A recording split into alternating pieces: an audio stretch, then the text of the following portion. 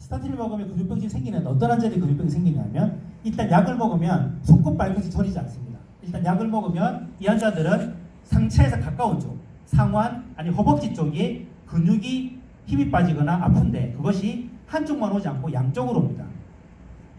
그게 특징이죠. 그래서 한쪽만 저린다? 아니라는 거죠. 팔끝, 손끝, 발끝이 저린다? 아니라는 겁니다. 그래서 우리 몸에 이 좀 굉장히 복잡하죠. 복잡은 하나도 안 복잡합니다. 그래서 우리 몸에 5가지 형태가 있는데 주로 우리가 아까 제가 말씀드렸죠. 간에서 콜레스테롤을 만들어내기 때문에 내가 아무리 고기를 많이 먹어도 내 몸에 콜레스테롤 올라가지 않습니다. 그러나 고기를 막 많이 먹고 뭔가를 많이 뚱뚱하게 뭘 많이 먹고 뭐가 올라가느냐?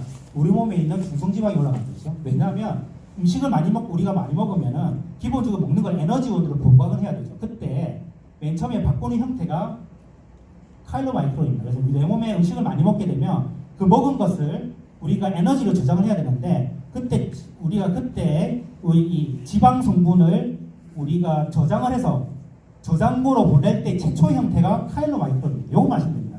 카일로마이크론으로 가게 되는 거죠. 그러니까 여기 안에는 뭐가 많냐면은 지방 덩어리인 거죠. 지방 덩어리인데 가다가 바로 가지 않고 가기 전에 필요한 에너지가 있으면 주고 갑니다. 중성지방을 주고 왜냐하면 프리팩트의 시대라는 것이 우리가 우리 몸에 있는 지방, 단백질 그리고 뭐 여러 가지 있죠. 그 중에서 우리가 지방이 가장 에너지를 많이 냅니다. 그람당. 우리가 비록 단백질이라든지 이런 것들은 그람당 4 내지 6kcal의 에너지를 내는데 이거는 9입니다. 9. 1.5배 이상 에너지를 내기 때문에 우리 몸에서 가능한 한 지방으로 저장을 하려고 한다. 쌀밥을 먹어도 지방으로 저장하려고 하고 고기를 먹어도 지방으로 저장하고 왜냐하면 에너지를 높으니까 그렇게 가는 거고요. 그러니까 그게 우리 몸에 쌓이죠. 우리 몸에 쌓이면서 우리 몸에 있는 내장의 장기도 보여줍니다. 그래서 고기 많이 먹으면 어디가 되냐면 배 나오죠. 그 안에 보면 지방질이 막 쌓여가지고 간이나 이런 데 득지득지 붙어 있습니다. 나쁜 의미로는 나쁜 지방질이 붙어 있는 거긴 하지만 좋은 의미로는 보호하는 효과도 있는 겁니다. 너무 과한 게 문제지. 그래서 일단은 우리 몸에 지방으로 에너지로 보호하기 위해서 가기 전에 형태가 카일로마이크론이고요. 그렇게 해서 중성지방을 전달해주고 나서 나머지 형태를 간으로 갖고 갑니다. 간으로 갖고 와서 이 형태는 뭘로 유지되냐면 그게 VLDL 형태로 유지돼요. 그래서 뭐냐면 우리가 그 중성지방을 측정할 때 환자들의 금식을 12시간 시킵니다. 왜 시키냐면 음식을 먹으면 무조건 우리 몸에 카일로마이크론이 만들어집니다. 왜? 음식을 먹으면 그걸 중성지방으로 옮겨서 이동을 해야 됩니다. 그래서 카일로마이크론의 형태를 완전히 없애버리기 위해서 이게 얼마 만에 없어지면 12시간 금식하면 사라집니다. 카일로마이크론. 그럼 순수하게 우리 몸에 뭐만 남냐면 VLDL만 남습니다. VLDL은 간에서 저장된 중성지방의 형태입니다. 그래서 우리가 12시간 금식하는 가장 큰 이유는 뭐냐면 중성지방 12시간 금식하면 순수하게 외부 음식이 아니라 간에 저장되어 있는 중성지방의 용량을 측정할 수 있습니다. 그게 VLDL 형태고요. 그러나 우리가 막 음식을 먹으면 그때 측정되는 중성지방은 카일로마이크론에 들어가 있는 중성지방과 VLDL에 들어가 있는 중성지방이 합쳐지는 겁니다. 그러다 보니까 12시간 금식을 하라는 것이죠. 그러나 다시 돌아볼 때 우리가 생활할 때 지금 또 계시지만 12시간씩 금식하고 돌아다니신 분 있나요? 금식한다고 해도 거의 뭐 대부분 6시간이에요. 아침밥 먹고 나서 6시간째 밥 먹는 거지. 꼭 거의 6시간마다 밥을 먹고 저녁 6시에 밥 먹고 다음날 아침 6시까지는 안 먹고 12시간 금식합니다. 잘 때밖에 없는데 잘 때 저희가 움직이나요?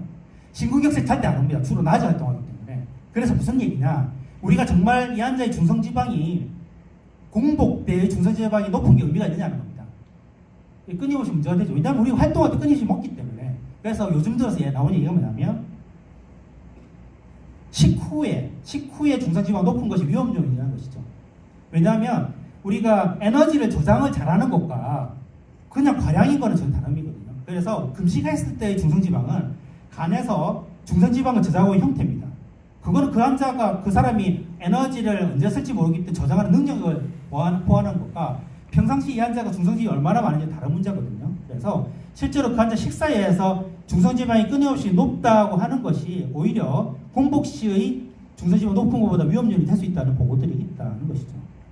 그럼 이 중성지방이 높은 걸 어떻게 치료할 거냐 가지고 실제로 우리나라에서 연구가 있었습니다. 그래서 중성지방이 높은 환자를 대상으로 한쪽은 밀가루약을 먹고 한쪽은 오메가3를 먹고 한쪽은 페노파이브레트를 먹습니다. 기존 오늘 설명드릴 건 아니지만 페노파이브레트는 피파알파를 피파알파를 자극을 해서 지질의 대사에 영향을 줍니다. 그렇게 해서 LDL도 낮추고 TG도 낮추고 여러 가지의 어떤 답답한 영향을 드러내죠. 그 중에서 중성지방을 가장 많이 낮추는 거 알려져 있는 거고요. 오메가3는 왜 낮추는지 모릅니다. 썰들이 있는 것이죠. 잘 모르겠다 하는 거예요. 그렇지만 이 약을 가지고 그럼 어떤 약이 더 이 환자의 중성지방을 더 낮추는지를 봤는데요. 봤더니 보면 5레이트를 가장 많이 낮춥니다. 오메가3는 그보다 좀 덜하고요. 안 먹는 것보다 낫긴 하지만 5레이트가 오메가3보다 낫더라는 거예요. 그래서 우리가 앞으로 중성지방이 높다 그럼 뭘 할 거냐? 뭐 오메가3 먹여도 되죠. 나쁜 초이스는 아닙니다만 진짜 낮추려면은 페노5레이트가 훨씬 더 낫다라는 거죠. 그건 여기서 그것뿐만 아니라 우리나라에서 실제로 보면 스타틴을 먹는데 이 환자가 TG가 높단 말이죠. 그래서 이 환자한테 추가로 페노5레이트를 먹였더니 이 환자들이 어떻게 되는지 보면 스타틴을 먹고 있는 환자입니다. 먹고 있는데 그럼에도 불구하고 TG가 높을 때 페노5레이트를 추가한 쪽이 훨씬 더 예후가 좋다는 겁니다. 그래서 우리가 스타틴이 아무리 해도 핵심 치료긴 하지만 그럼에도 불구하고 이 환자의 TG 레벨이 높다고 하면 어떻게 해야 되냐? 그때 뭔가를 해야 되는데 그때 좋은 초이스가 페노5레이트를 하는 겁니다. 그래서 이거는 뭐 제 주장뿐만 아니라 우리가 그 가이드라인에서도 만약에 중성지방이 높다고 하면은 그때는 중성지방 조절을 위해서는 클래스 1 꼭 해라. 페노5레이트를 먹으라는 것이고 오메가3는 2입니다. 먹일 수 있다 정도로 보시면 되고요. 그래서 우선 높다 그러면은 추천해야 될 것은 페노5레이트다 라고 보시면 되겠습니다.